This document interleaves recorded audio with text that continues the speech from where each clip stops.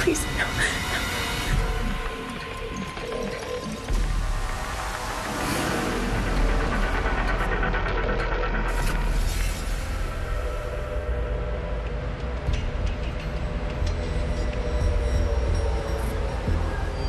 On July 25th, 1984,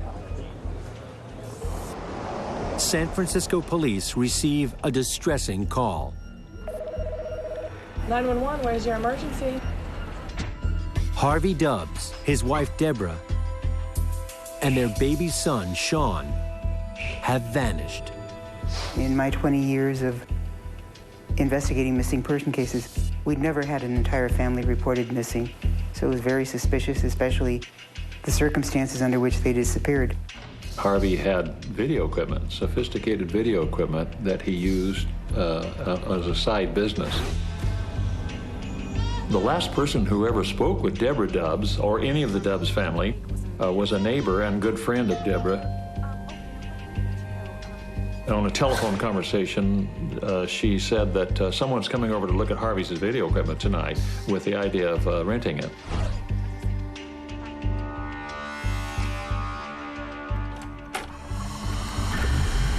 That's the last time anyone ever heard from the Dubbs family.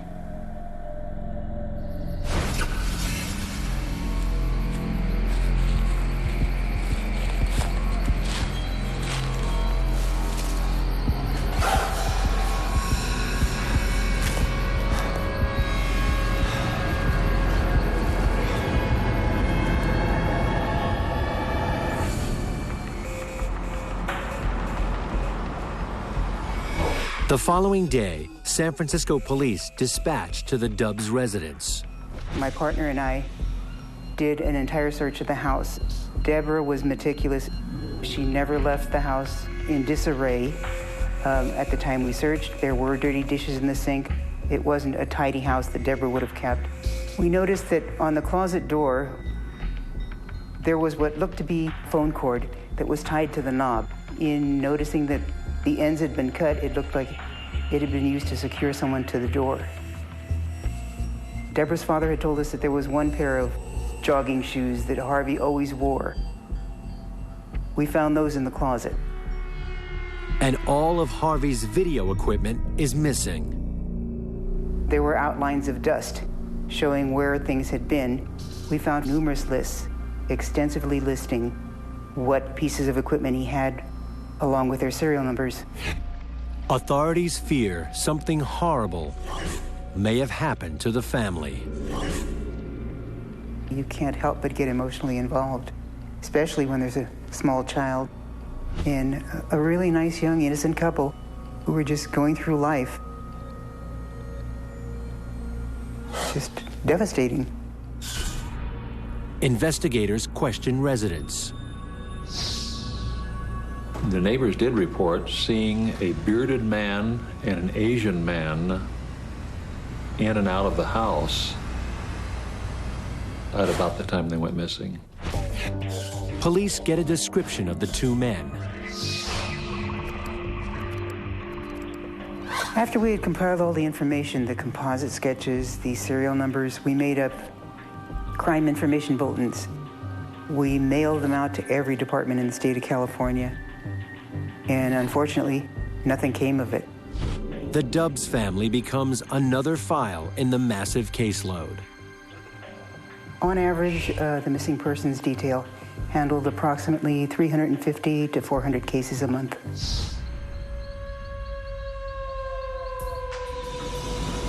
Four months later, authorities investigate another mysterious disappearance. 39-year-old Paul Cosner, an auto salesman in San Francisco, vanishes one night. Paul Cosner had a dinner date with his girlfriend and called her at about 7 o'clock to say, I'll be a little late, about 7:30. I have a possible buyer for my car, and I have to take him for a test drive. And Paul Cosner was never seen again. We made up missing person bulletins. We obtained the VIN number and the license plate number of his Honda Prelude. Those were entered into the national system. As with the Dubs family, the Cosner investigation reaches a dead end.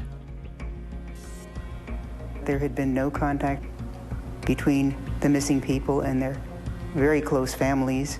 There had been no activity on their credit cards. No one had seen them.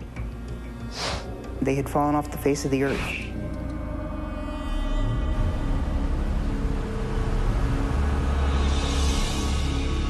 Seven months later, on June 2nd, 1985, South San Francisco police receive a call about a simple shoplifting incident at a local lumber yard.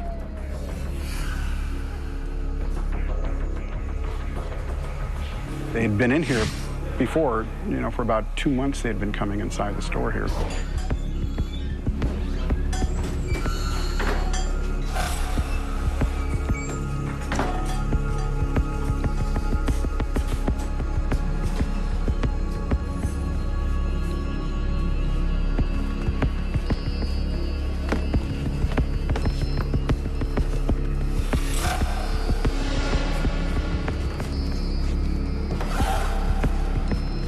One of the men steals a vise.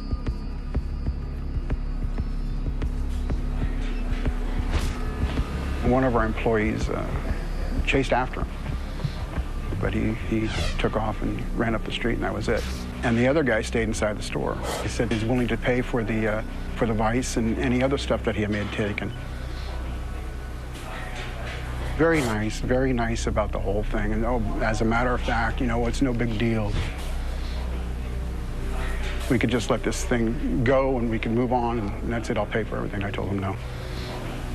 That wasn't gonna happen. Police soon arrive, and the owner shows them the open trunk of a Honda Prelude, where the thief placed the stolen item. I saw the vise, it was in plain view. There were several other tools with price tags on it. As I started to move some of the tools around, I discovered a canvas bag. I opened it up and I found the automatic weapon in there with a silencer on it. At this time, a gentleman, a bearded man came out, walked up to us and said, officers, it's been a misunderstanding. A friend took this, he thought I was gonna, pay for it. Once I brought up the part about the weapon, and his whole demeanor changed. Very nervous, agitated. Police get the man's driver's license, which identifies him as Robin Scott Stapley. The gun is registered in his name. It's a felony in the state of California to possess a firearm with a silencer. And it's not something you can just walk away from. You have to be arrested. He also notes that the photo on the driver's license doesn't look like the man standing before him. I ran the license plate, and it came back to Bond was the last name. I ran the VIN number, came back to a Paul Cosner. Paul Cosner had been reported missing out of San Francisco some months earlier, and no one had seen him or had any indication of where he was for a very long time. Once that hit, a lot of bells and whistles went off with the department. At the police station, investigators ask the man why he is driving Cosner's car with stolen plates. The suspect finally admits that his name is actually Leonard Lake, and the man who took the vise is Charles Ng. First he asked for a note paper, and he wrote a note to his family. And then he asked for a glass of water.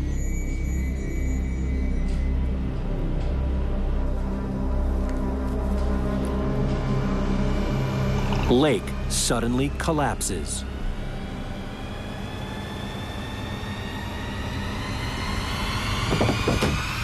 Investigators read Lake's letter and find it is a suicide note. Leonard Lake had a terrible fear of being imprisoned. He had been in jail a very short time, and he told numerous friends and his wife that I will never be imprisoned again. I carry cyanide, and if I'm captured, I will kill myself.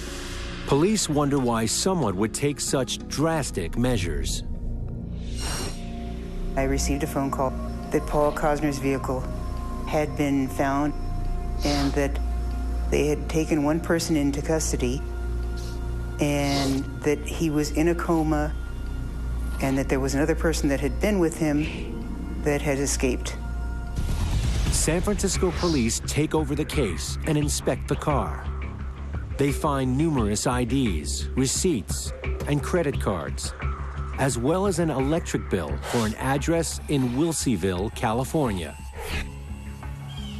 Wilseyville is a rural community in Calaveras County, in the rolling foothills of the Sierra Mountains. Police track down the woman whose name is on the bill, Claralyn Balazs, and find she is Leonard Lake's ex-wife. She tells them that she no longer lives at the house listed on the bill. And later on, she told us that the property belonged to her. She did admit that Leonard Lake was staying on the property, and that occasionally his friend Charlie Eng would stay there on weekends. Claralyn agrees to let investigators search the place for any clues as to Charles Eng's whereabouts or the missing person, Paul Cosner. So we made arrangements to meet the following morning. The property in Wilseyville covers 2.5 acres.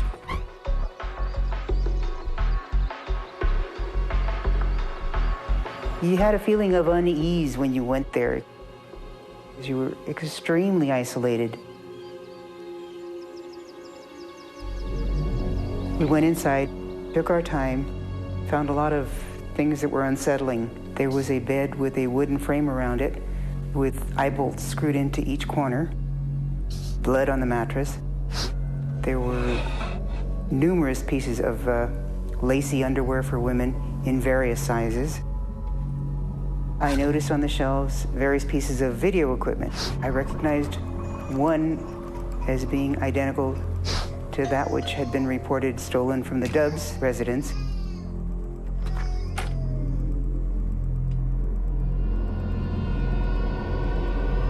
Unfortunately, I happened to say, "Oh, at which point she demanded that we stop searching and leave the premises. They return the next day with a warrant and run the tags on all the cars parked on the property. The two vehicles belonged to Robin Scott Stapley. They were registered out of San Diego County.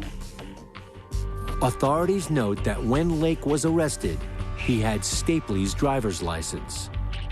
Stapley had come up to the Wilseyville area with a young couple, Lonnie Bond, his girlfriend, Brenda O'Connor, and their 16-month-old baby, Lonnie Bond Jr. Investigators recall that Lake was driving Paul Cosner's car with Lonnie Bond's license plates. Police determined they had rented the house next to Leonard Lake's. We made contact with the owner of the piece of property, and they told us that they had rented the property out to a family, and that they disappeared. They just didn't pay the rent, and they left the area. And so now we know we got an entire family missing next door. The list of missing people grows. We originally had the Dubs family, that's 3, and then we had Paul Cosner.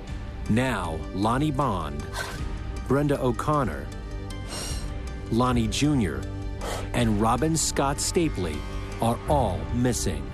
At this point, we knew something horrendous had happened. Everybody involved had the feeling that all of these people were victims of homicides. Investigators continue to search. One of the first things that we had decided to look at was a disturbed area across the driveway. When we started to dig, just only a few inches under the soil, the top of the soil, we came across some bones. We took those items to the Department of Justice Crime Lab. They looked at it, and they said that they felt that this was human bone.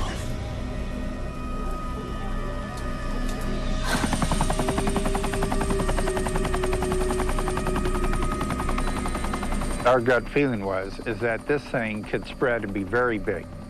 It's going to take a lot of manpower to do this and a lot of equipment. While they wait for assistance to arrive, police question the property's owner, Claralyn Balazs. She gives investigators their first glimpse into the demented mind of her ex-husband, Leonard Lake. What we know about Leonard Lake's childhood is little, but what we do know is really quite disturbing. Apparently, his mother was rather promiscuous.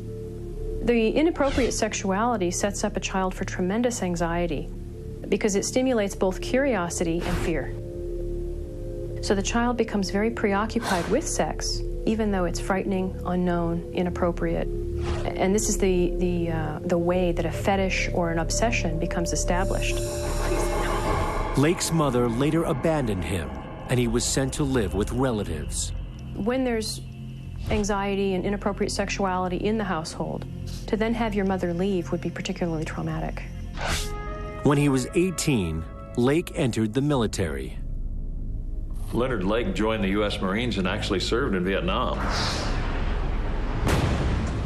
He was later diagnosed with impending schizophrenia and discharged. He had delusions of grandeur. He thought he was going to be the only one to survive the apocalypse. He thought he would be the man to repopulate the planet. Lake returned to California, and in 1980, he met Clara Lynn at a local fair. The two clicked immediately and had many of the same interests. They married a year later and were soon introduced to Charles Ng through a mutual friend. Charles Ng carried a lot of anger with him. But it was when he paired up with Leonard Lake that he was offered the opportunity to engage and enact all of his bitterness and rage. Ng's fury started building early in life while growing up in China. We know from the very beginning that he wasn't a wanted child. We also know that his mother was fairly harsh with him. His father was a stern disciplinarian throughout his life. All of these are a setup for the development of cruelty or bullying behavior. Charles Ng came to California when his parents sent him here to attend a school in the San Francisco Bay Area. Shortly after his 18th birthday, Charles Ng faked an American birth certificate and enlisted in the U.S. Marine Corps. I don't think the military worked out for Charlie because he didn't respond well to authority. He thought he knew better, he thought he was smarter, he thought he had better answers, and he didn't like being told what to do. He decided he'd steal some weapons to make some profit. He did, and was caught soon, and was in the process of being court-martialed when a couple of guards relaxed a little and he walked away. He went to the airport, caught a plane back to California, and soon hooked up with Leonard Lake. Ng stayed with Lake and Clara Lynn, hiding out and doing odd jobs for them. And this was more of a family experience than Charlie Ng had ever received. Charles Ng got some of the attention and approval that he missed throughout his entire life from Leonard Lake. And this just fueled and nourished his desire to please Leonard. As their partnership grows, Lake and Ng discover each other's dark side. But Leonard's fantasy was really complete control, not just over women, but over every aspect of his life. Charles had fantasies of being powerful. He had fantasies of being a ninja warrior or a special forces soldier. In 1982, federal agents locate Ng through a tip and arrest him on the weapons theft and desertion charges. They also arrest Leonard Lake for possession of stolen weapons, but Clara Lynn bails him out.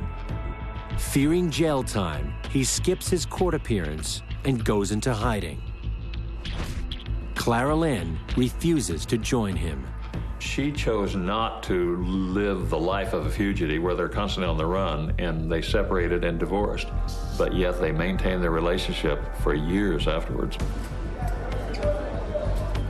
While Ng serves over 2 years in prison, Clara Lynn allows Lake to stay on her property in Wilseyville while she stays with family.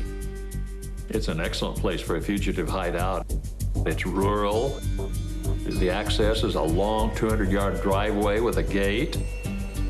it would be really hard to find a fugitive up there. When Ng is released from prison in 1984, he joins Lake at the Wilseyville house. Together, they make their fantasies a reality.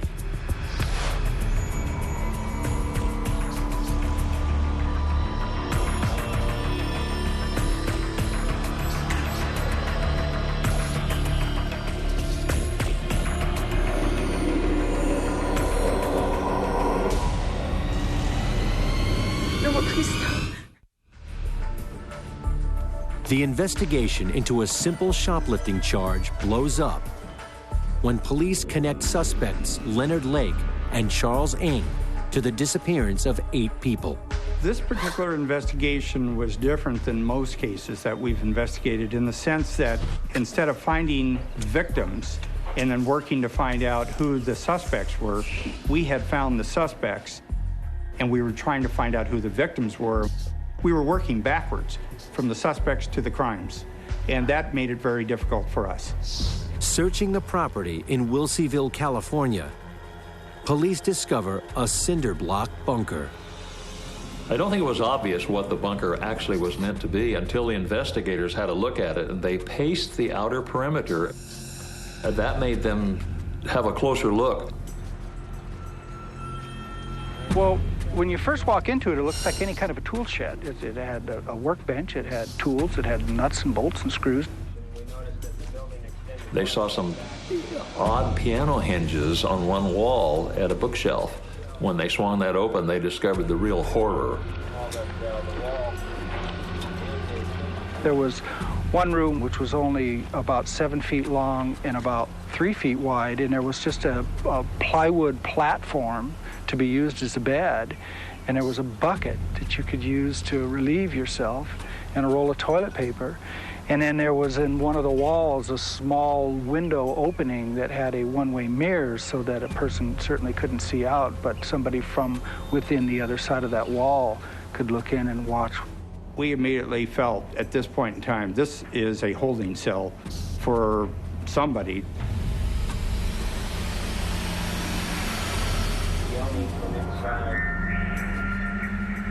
Inside the bunker, Leonard Lake had posted a typed set of rules. It contained 6 very specific requirements for them to follow. 1, I must always be ready to service my master. I must be clean, never brushed, and made up.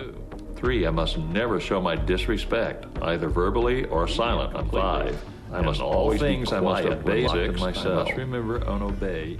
To my master will be grounds for punishment.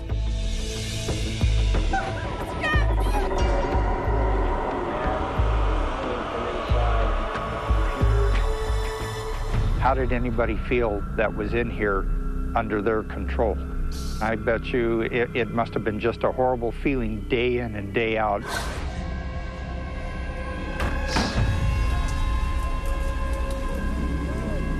Outside, dozens of searchers continue to scour the property. In front of the house, the inspectors found a soft spot in the dirt. In digging it up, they found a 5-gallon drum. What was found inside the drum was Leonard Lake's journals, driver's license, checkbooks, IDs belonging to Deborah Dubbs and Harvey Dubbs and Paul Cosner, also 2 videotapes.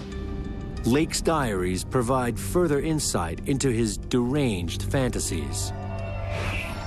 Leonard Lake had kept a detailed journal over a period of nearly 2 years. In it, he referred to the book, The Collector.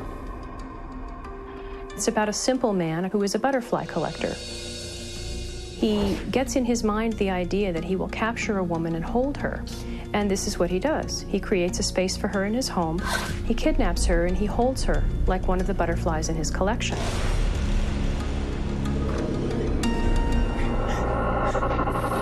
Lake discovered the book when he was a teenager.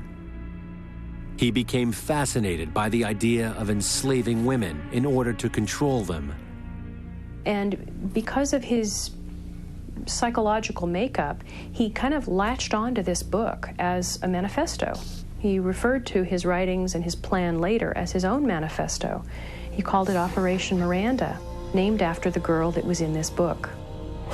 When investigators watched the videotape labeled Soliloquy, they realized that Lake used the bunker to carry out his plan.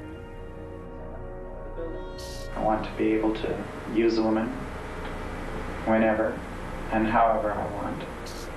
And when I'm tired or satiated or bored or not interested, I simply want to put her away, lock her up in a little room, get her out of my sight, out of my life. The purpose of that cell and the main purpose, hence, of the building will be the imprisonment of a young lady who probably at this moment is unknown to me. The videotapes really gave us a sense of what Leonard Lake was like, what he was thinking, talking about enslaving women, having them submit to his sexual fantasies, that they were going to be basically used for sex, cooking, house cleaning. With Leonard Lake, we had both a sociopathic personality, which is someone who has complete and utter disregard for the rules, but we also know he had a very strong narcissistic component. His control and his obsession with making sure every element of the manifesto was met in a very specific way. Well, the bunker describes Leonard Lake in as much as when he decides he has a fantasy and wants to fulfill it, he certainly does. The horrific monument that he actually built and then used it. He actually used it. And to be in there where these women were is horrifying, that they were trapped in there and there was nothing they could do, and it was totally dead silent in there. There was no noise whatsoever, and it was pitch black in there. It was a very sad, scary place to be. Leonard Lake had a cold and calculated plan, but he could not fully realize it until he met Charles Ng. We know that Leonard Lake tried to enact his manifesto several times, but wasn't able to do so. He failed. But with Charlie in partnership, they were able to create the bunker. Together, they were able to carry the manifesto out. Leonard Lake and Charles Ng were a classic bully-victim pair. Leonard was the predatory bully, and I think at some level, Charlie Ng was reenacting his victimization with Leonard. And so together they were, in essence, a lock and key. They were a fit. Authorities hope a second videotape labeled M-Ladies will tell them who Lake and Ng's prisoners were. When the investigators watched the M-Ladies tape, they were horrified and stunned. They had to go outside afterwards to get a breath of air. Shut up! Shut up! Shut up!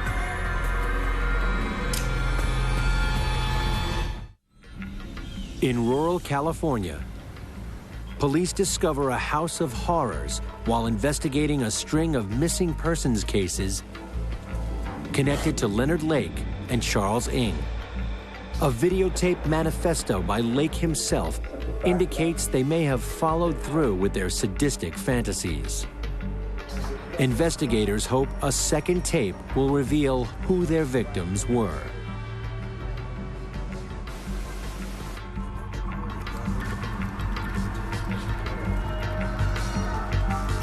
They see Brenda O'Connor, who along with her husband Lonnie Bond and their infant son Lonnie Jr. had disappeared after renting the house next door to Lake.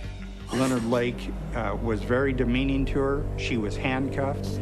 He was telling her that he wanted her to submit to his and every wishes, whether it be cooking, cleaning the house, or any sexual favors that he wanted. Brenda was crying for her baby. Leonard Lake said he's sleeping like a rock.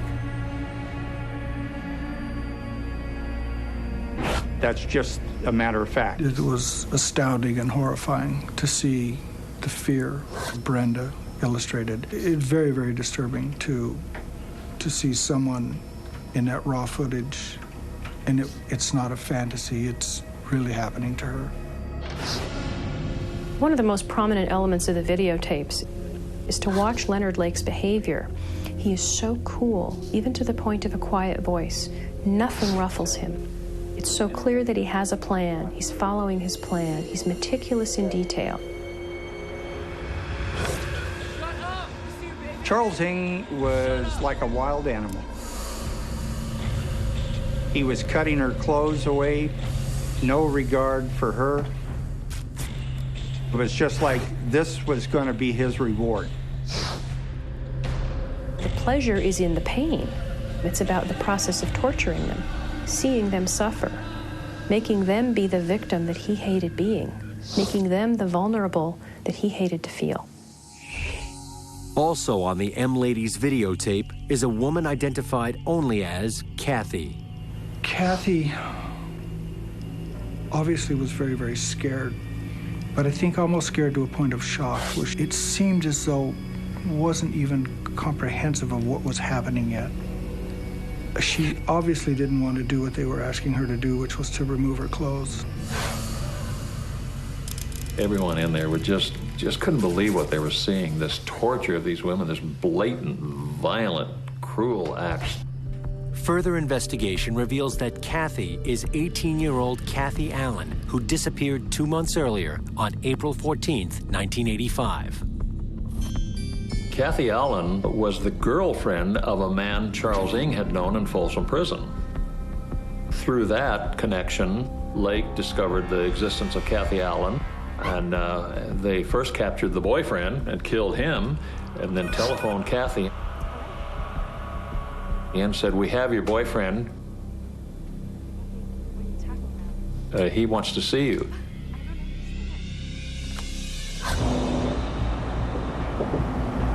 They drove down to San Francisco and brought Kathy back up to the Wilseyville cabin. And she suffered some horrors, and she was imprisoned in the little cell. With every act that these two men undertook, they were brought closer and closer and closer together. For Leonard Lake, he had the plan. He needed Charlie in the circle in order to carry out the plan. It was a private club of two. As the massive search at the Wilseyville property continues, investigators calculate the true scope of Lake and Ng's crimes. There were thousands of pieces of evidence that we discovered there.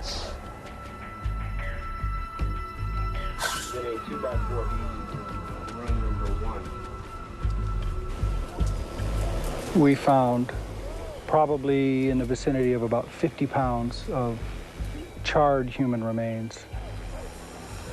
There were 5 complete bodies, part of a 6th body that was discovered. 2 of the bodies were wrapped in a plastic.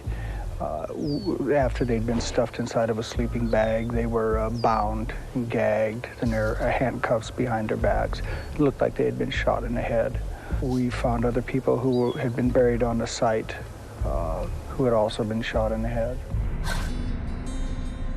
We know for certain that 11 victims were killed and the remains were buried here. There's a number of others that we're not sure about. In all, police suspect that up to 25 people were killed by Leonard Lake and Charles Ng. As authorities search for a motive, a pattern emerges. Lake and Ng chose victims for 2 reasons. First, they wanted female victims to use as sex slaves. Second, they wanted male victims from whom they could profit. It was almost as if they went on shopping trips. For the male victims, they chose to acquire either a car or video equipment, or in some cases, even to steal their identities and cash their income checks. Investigators discovered 2 more victims connected to Lake and Ng: Cliff Parento and Jeff Gerald.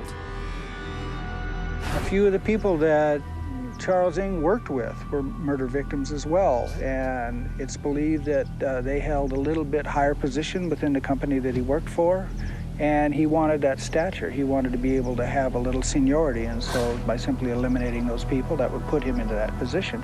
As news of the massacre spreads, the quiet, rural community of Wilseyville is horrified. I don't think I could ever understand why people would do this to another human being. How anyone could be so inhumane to wonderful people.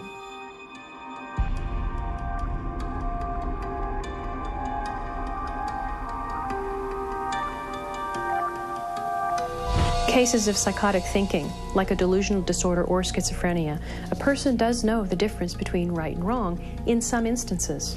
In Leonard Lake's case, we have his own words. I know I'm dangerous. If society knew what I was up to, they'd be afraid. Investigators have many questions, but Leonard Lake cannot answer them. 4 days after ingesting cyanide in a San Francisco police station, Lake remains in a coma. His condition irreversible. Doctors disconnect his life support system, and he dies within seconds. By taking the cyanide capsule at the jail, he one-upped the police. One last time, he showed his power, his cleverness, his grandeur. And in this way, he maintained complete control.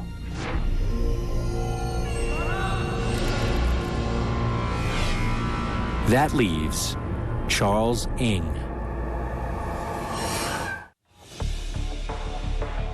After suspected serial killer Leonard Lake dies, his partner in crime, Charles Ng, is still on the run in California.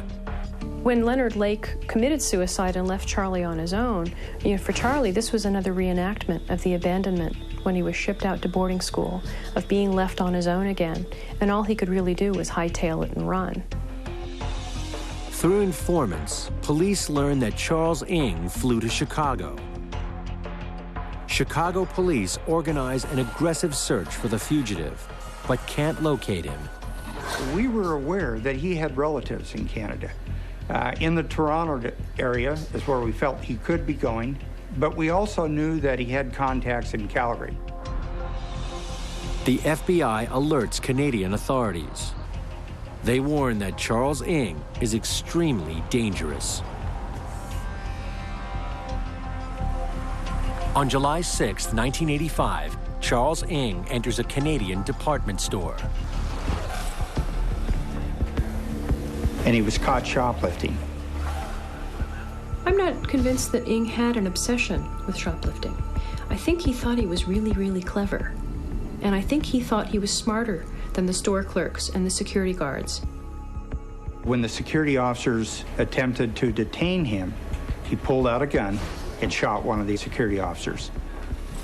Luckily, other officers came in to assist. Charles Ng was subdued and taken into custody. San Francisco and Calaveras County authorities fly to Canada to interview the suspect. He didn't talk a lot. He was very short, concise, and very brief. He denied committing any murders and really was trying to push the entire incidents involving any homicides in the direction of Leonard Lake. 6 months after he fled California, a Canadian court finds Ng guilty of aggravated assault, robbery, and illegal use of a firearm for the department store incident. He receives a 4.5-year prison sentence. As he serves his time, U.S. authorities hit a roadblock when they attempt to bring Ng back to California to stand trial. The problem of getting him back to this country was the fact that Canada did not have the death penalty. And their practice was not to release prisoners back to the United States to face death penalty charges.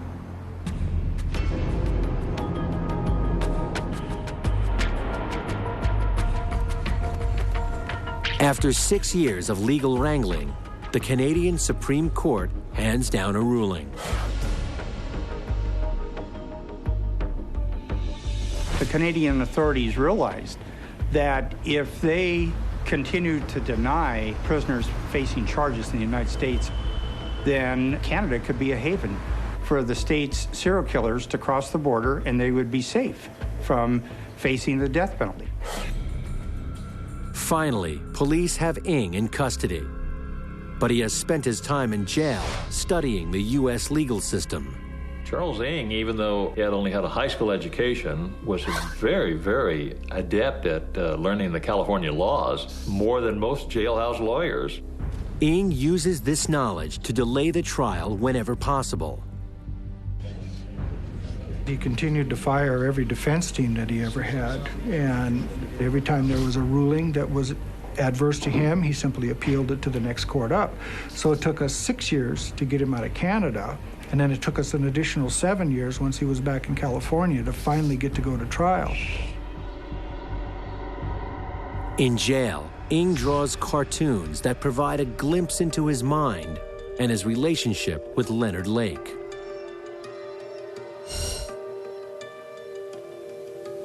He took great pleasure in hurting anybody that had some vulnerability. This was kind of a form of payback to the vulnerable part of himself that he felt was responsible for his own victimization at the hands of his parents. There's no question that this shows his role as the secondary, the lesser of the two men in terms of the power and the leadership. On October 26, 1998, 13 years after committing his crimes, Charles Ng is finally brought to trial. It was a 12-count serial murder case, and we had somewhere in the vicinity of 175 to 200 witnesses. Ng stands trial alone. You can't look at Ng by himself. They're intrinsically linked. Lake and Ng, they're tied together, and the combination of the personalities erupted into horrors unmentionable. Move that branch while you're at it.